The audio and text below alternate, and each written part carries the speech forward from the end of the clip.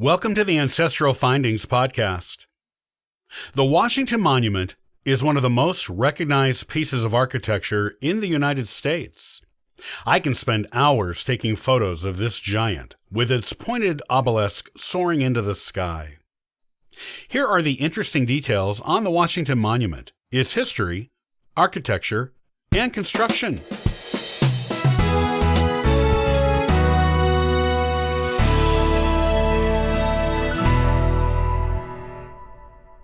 Built to commemorate the first U.S. president, George Washington, the Washington Monument is located east of the Lincoln Memorial and the Reflecting Pool on the Mall at Washington, D.C.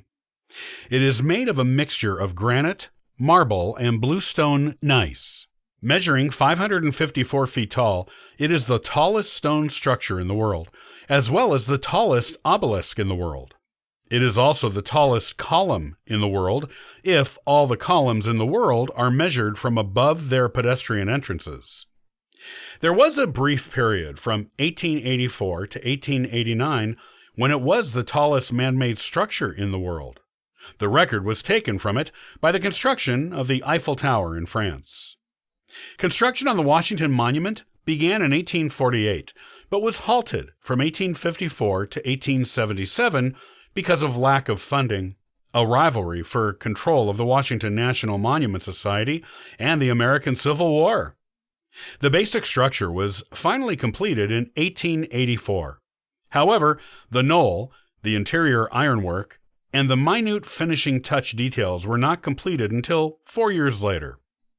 Because of the break in construction, there is a noticeable difference in the color of the marble used on the building.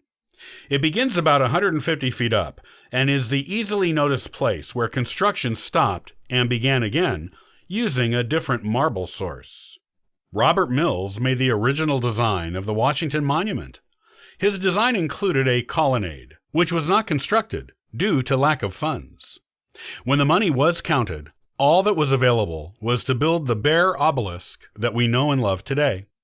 The cornerstone of the structure was placed on July 4, 1848, in a symbolic celebration of the founding of the nation Washington helped lead into existence. The completed building was dedicated on February 21, 1885, and opened to the public on October 9, 1888. Amazingly, the walls of the Washington Monument, which is a hollow obelisk, are only 7 inches thick, which is relatively thin for such a tall monument. It is supported by 6 arches, with 2 of them being located between the opposite walls, crossing the center of the building, and the other 4 being smaller arches located in corners. There is a large capstone made of marble on top of the Washington Monument, and a smaller pyramid made of aluminum at the apex of the building. Inscriptions are on all 4 sides of the apex pyramid. The lower part of the building, which was constructed first, before the long delay in resuming it, is built of bluestone gneiss rubble, with the stones being unfinished, and is held together with mortar and a facade of semi-finished marble. The facade is about 1 1/4 feet thick. The upper part of the building, made after construction on it resumed, is made of finished marble. Half of that marble projects into the walls, while the rest is partially backed by finished granite. It is undoubtedly a striking building to look at, and is visible for miles around. It has become as associated with Washington, D.C. as the White House, the Capitol Building, and the Lincoln Memorial. It is arguably a more famous and recognizable building than those 3 others. On any given day in Washington, D.C., tourists and locals alike surround it. People take pictures in front of it, and the truly intrepid take a ride up its elevator to get a view of the nation's capital from the very top of the obelisk. The stairs were closed to public traffic in 1971, except by special arrangement. Even without the originally proposed colonnade, the Washington Monument is a memorable and striking building to anyone who has seen it in person, in a book, or on TV or film. It is instantly memorable and identifiable as a building located in Washington, D.C. Inside the Washington Monument is a set of iron stairs that go up in a spiral along the walls. An elevator is located in the center of the structure. supported by 4 columns of iron that are only there for that and do not support the obelisk.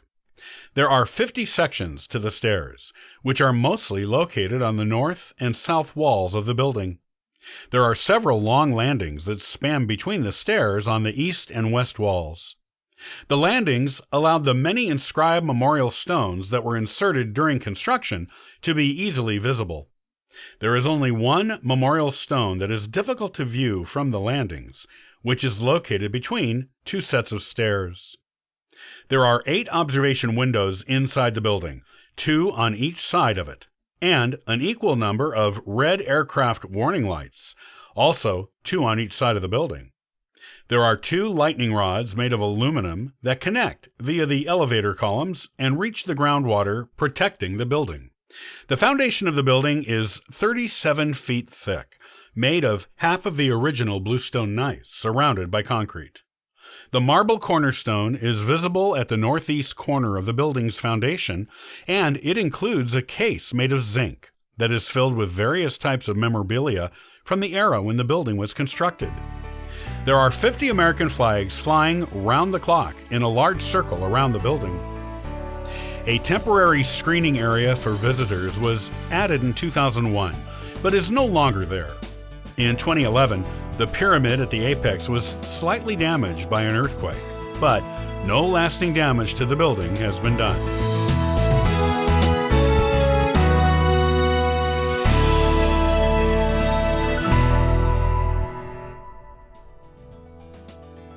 Thanks for listening to the Ancestral Findings podcast. For free resources to help you in your genealogy research, you can visit ancestralfindings.com. Happy searching!